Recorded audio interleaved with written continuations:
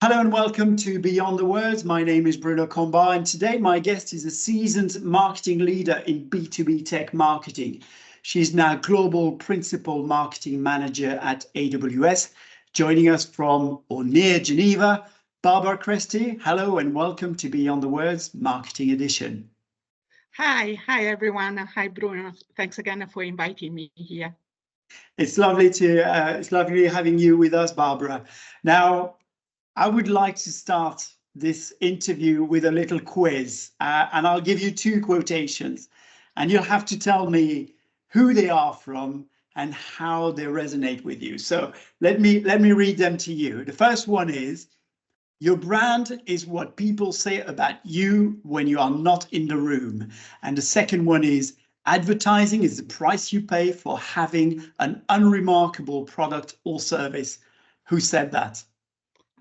That's quite easy, right? So there are famous quotes from our beloved founder and the president of Amazon, Jeff Bezos. And they are really important for Amazon and for Amazonian in general because they underscore the link between a brand's reputation and customer trust. These elements are really have been managed successfully by Amazon since its foundation, and these are as well the foundation of the leadership principle that is customer obsession at Amazon that we live and breathe every day at work. Yeah, that's and you know, when you see the result, it's hard to disagree with Jeff anyway. Absolutely, he's a genius. So, and you spent the last 20 years working in B2B marketing, and I quote from your profile, "creating distinctive brands and compelling storytelling that resonate with diverse audiences." Now, in a world of B2B that's known for a sort of no-nonsense approach, and some say sometimes boring to boring, can you tell us a bit more about the importance of branding and storytelling in B2B marketing? I mean, I've never heard of these boring to boring. Boring to boring, there you go. It's the first time I hear that. No, I think that, B2B is a fascinating part of marketing to me. I mean, I love it. Brand in B2B is not just about the logo and the tagline. Brand in B2B marketing is about really the storytelling and about creating connections and creating a legacy, whether that it's for a 100-year-old financial institution or a vibrant, brand new startup. And today, I think that the line between B2B and B2C is more and more blurred. And I call this the human-to-human space. And this is an example I can make. It's about my experience, my own experience. So I've worked 5 years in manufacturing, and our target persona, our target buyer was a design engineer. And the design engineer is a B2B buyer, but he is also at home a B2C customer. So maybe he is an Amazon Prime customer, and he's used to get his deliveries in 2 days, 3 days, or maybe 1 day. And when he orders product samples at work, he will be disappointed if the delivery won't get at the workplace in 3 days, right? Because his expectations are the same that at his place, right? So I think that this is happening more and more. And the B2B companies, most of them can't meet these expectations from B2B buyers because they are not structured for it. And even more, B2B brands need to understand that they need to evolve. evolve to really meet the needs of the customers, the new generations that are coming to the workplace. We have seen the millennials, now we have Gen Z, we will see the alpha generation coming on board, and they need really to innovate if they want to continue to win the heart and the mind of their customers. I'm really passionate about brands, and lately I've seen the rebranding of Bombardier. I don't know if you have seen it, but I've been really amazed by how it has been perfectly done. They've placed the human at the center of their rebranding and build the storytelling that it's about their values and declined it through their channels.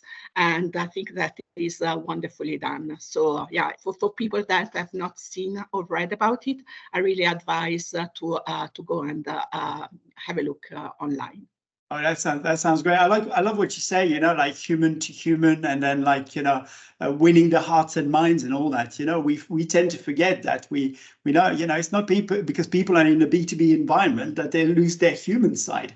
And there's a brilliant book that was written about this recently, and what they say is that people don't buy from you, they buy into you, you know. Yeah. And that is very important. That's what, you know, that really resonates with what you've just said. Now, of course, you know, it's always well, I wouldn't say easy. But when you do it for one country, and usually, you know, these sort of rebrandings start as far as Amazon or AWS is in the US. For Bombardier would be, I think it was originally a Canadian company, if I understand well.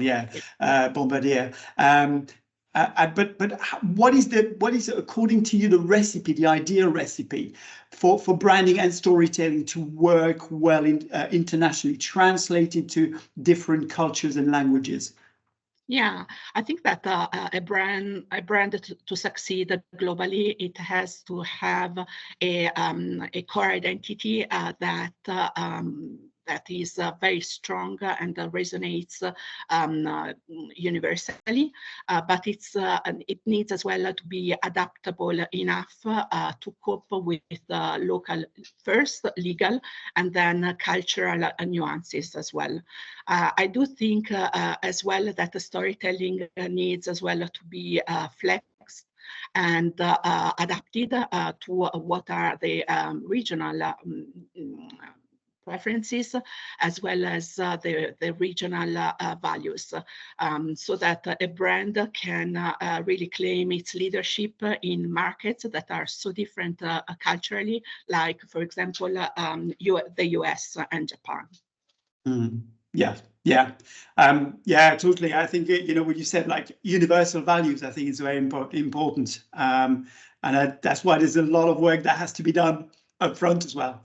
We've seen so many brands like doing these sort of exercises and then suddenly realizing, oh gosh, that's not going to work in Japan, or that's not going to work in India or in Europe or other parts of the world.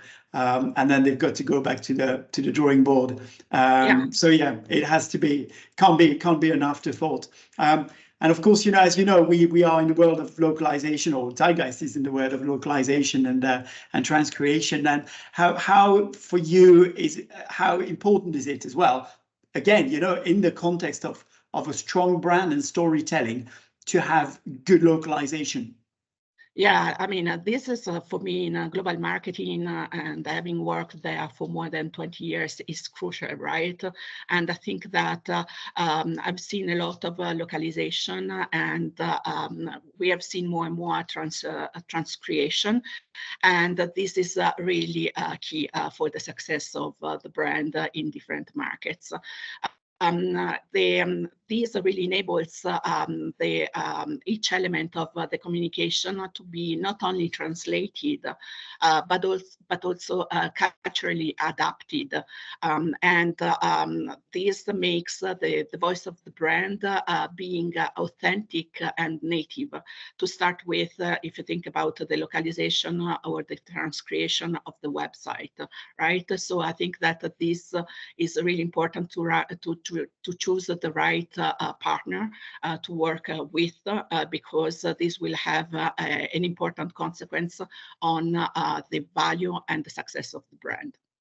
Yeah, absolutely. And as you say, when it's well, your website is your shop window. So, and especially the first few pages, the sort of tier 1 pages, your home page and your product page and all these things, they have to be spot on. And also, again, in the context of storytelling, it's all about emotions. It's all about conveying emotions, and you've got to have somebody who understands all this, understands your brands, and is able to transcribe it and reproduce those emotions in the target language and culture, as you rightly said. The cultural aspect. Now, presumably, as an Italian native speaker, do you get very involved in content creation and localization, or are you more like hands off and leave it to other people? I was in the past when I was younger, but now I do love create content, but mostly I do in English. But for the rest of the time, I really leave this with the experts, either internal teams or agency partners. Yeah. Okay. Fair enough. I even have forgotten a bit of Italian. I read a lot in Italian. I speak a lot, but writing in Italian is not so familiar anymore. Yeah. I read somebody who said the other day, I am bilingual, but spelling bi like BYE lingual. So that means that you're not perfect in the target language, let's say English, but you start forgetting your own language as well, your own native tongue. So basically, you speak a bit, sort of approximately 2 languages. I quite like that sort of pun. I'm a bit of a bilinguist as well. No, I don't think so. And we actually like when our clients get involved as well, because especially people who understand their products and their brands and all that, when they give us feedback, it's great because we know that these are things that come from people who know, and it really helps to make us better. Now, talking about something completely different, you describe yourself as an AI enthusiast, and you recently completed a ChatGPT Advanced Data Analysis course and a certification. And congratulations, by the way. But according to you, is Gen AI already changing the way we work, and how is it going to change B2B marketing in the future? I'm a bit of a geek, and I'm in tech, so I love technology and innovation, and I'm passionate about AI. And I use, maybe I shouldn't say so, but I use Gen AI tools on a daily basis. How I use them is like if they were my smart interns, multi skilled interns, and they've helped me really since I use them to boost the productivity, efficiency, and as well challenge my creativity. And I've managed as well to create apps myself. We have these great tool at AWS that it's called Party Rock. That is really fun to use, and you don't need to be a developer to use, and you can do things for your personal life or for your professional life. And I think that nobody can't escape Gen AI or AI in general. I think that especially if you are a marketer, you need to live and breathe it. You need to know how to use it. You know how to prompt it, and you need as well to think about use cases that you may use it for. That's critical, because it won't disappear, right? And marketing is one of the most important use case for Gen AI. I think that B2B marketing will be highly impacted by GenAI, and I think that this will have a positive impact in the acceleration of the buying cycle, as well as the impact on revenue growth. And what I mean there is that I think that today, when we look at the customer, we have at the buyer in B2B companies, we have a very siloed view of who the customer is. So you have the view of the sales team, you have the marketing view, you can have the sales support view, and everything is very siloed. And customers, B2B customers, we know from data that we have at hand that they want more and more personalization. They want personalized communication, they want personalized offer. But today, okay, we have started doing some personalization, but it's very small what we can do. And I think that maybe in 6 months, maybe in 1 year, or maybe even faster, GenAI or AI in general will allow us to have a 360 degrees view of the customer with internal and external data, and marketers or sales reps will be able to provide the customer with personalized communication, value propositions, call to actions, or I don't know, sales offers, and this will accelerate the buying cycle as well as have an impact on revenue. But this will open as well the door to increase the competition. Will maybe challenge marketing from a job perspective, in the sense that maybe will eliminate or create new jobs. And maybe we will see as well the disappearance or appearance of new channels, marketing channels. So I think that B2B marketing, and I hope as well, because this is a bit to have this holistic view of the customer, is a big dream for a B2B marketer. So I think that I hope that this will be there one day. It will be great.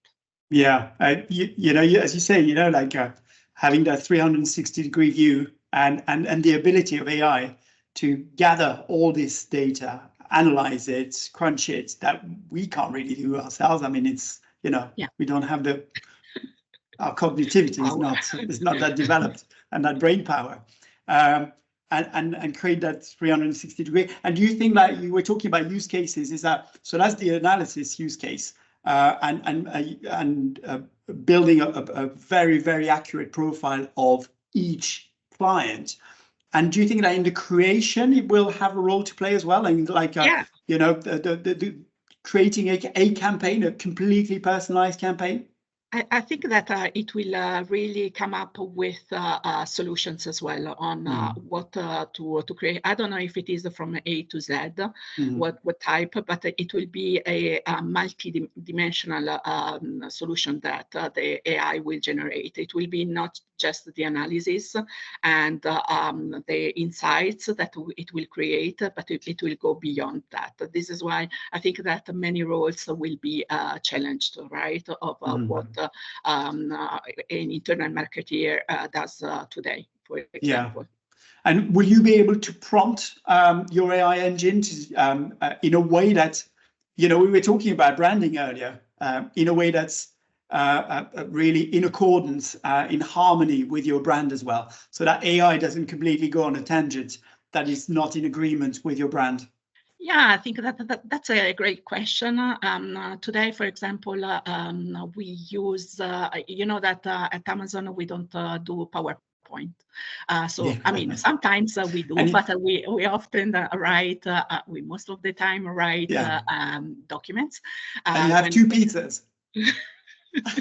And we have guidelines for this document, right? So we have already GenAI apps that include these guidelines. So you can have an app that will help you develop a document and will take into account the guidelines. So I think that if you create an app, for example, and you add the guidelines for the brand, I think that the GenAI will be smart enough to come up with the results. I mean, there will be always hallucinations, right? Sometimes, I mean, even for simple things, it goes crazy, right? So you need to supervise. And I think that for creativity, I mean, I've tried lots of image creator tools.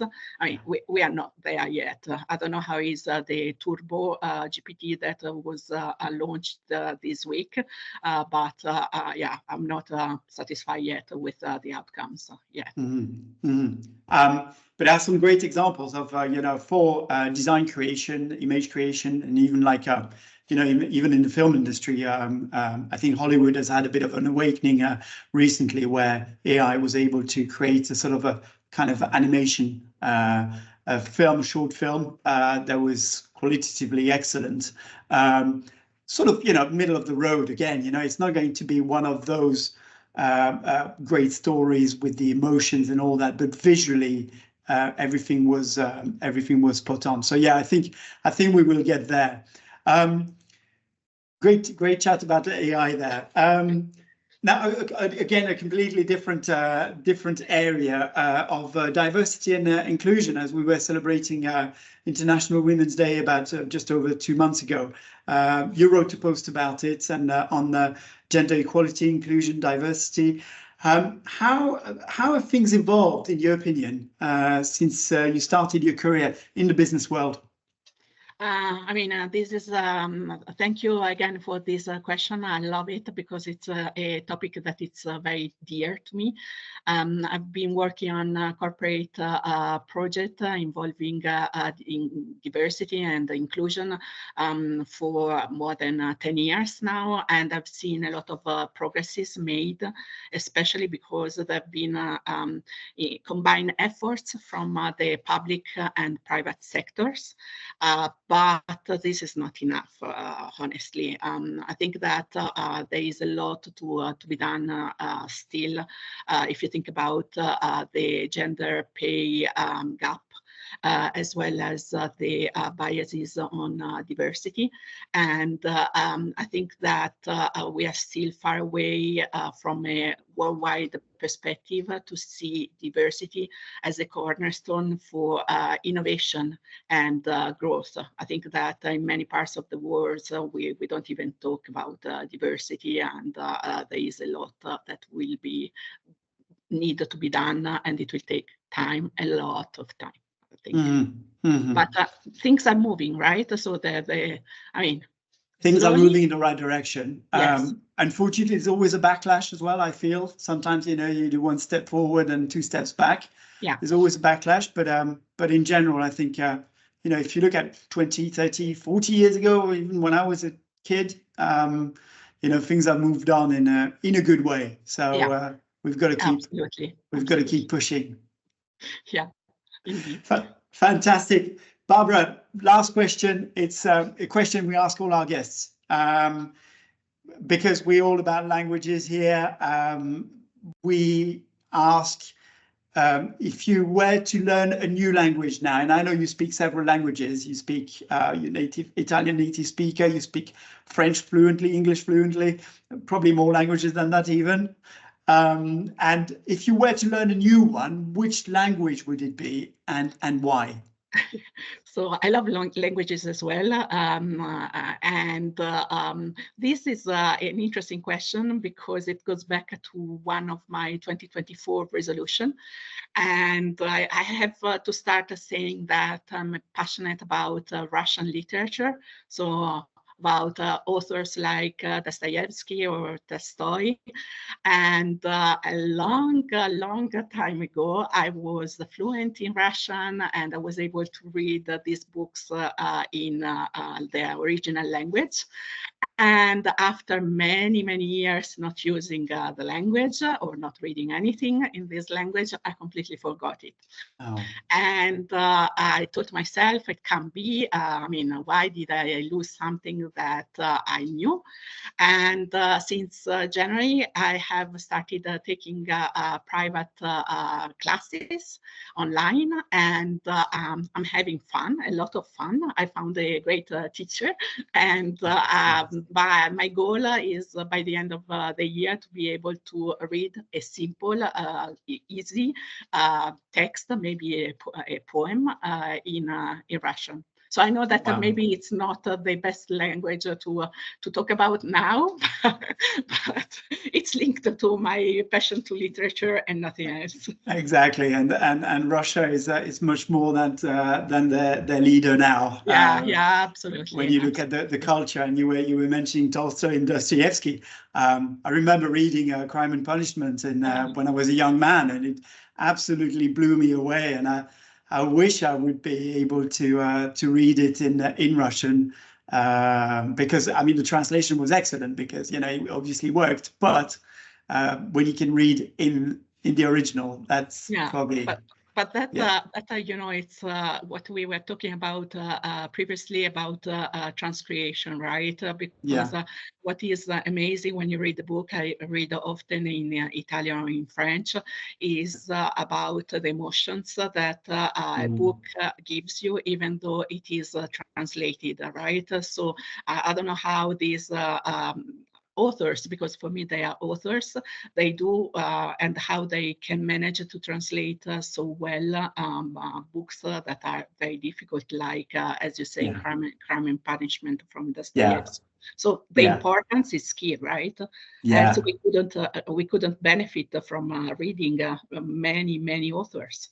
Yeah, absolutely. And usually those translators, like you were if we mentioned Tolstoy and Dostoevsky, and often like there's a new translation, because like a translation from 50 years ago sometimes doesn't feel very current. So there's new translation, and very often these are like university professors who are like Russian literature specialists, or sometimes a Tolstoy or a Dostoevsky specialist, who basically live and breathe, and for them, being able to translate them is a wonderful thing, and that's why we get such great translations as well.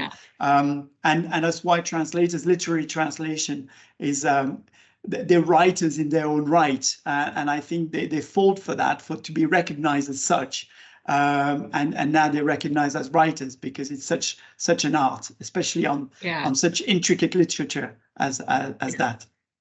Fantastic. Well, what a way to finish, Barbara. Thank you so much we've had such a great chat as well about so many things, so many different things. I didn't realize that it was going to go that way, where we talk about AI and suddenly we go to Russian literature. But that's the beauty of the podcast. So thank you very much, Barbara, and lovely chatting to you, and I hope we can catch up soon. Yeah, thank you, Bruno, and thank you everyone for listening. Bye bye.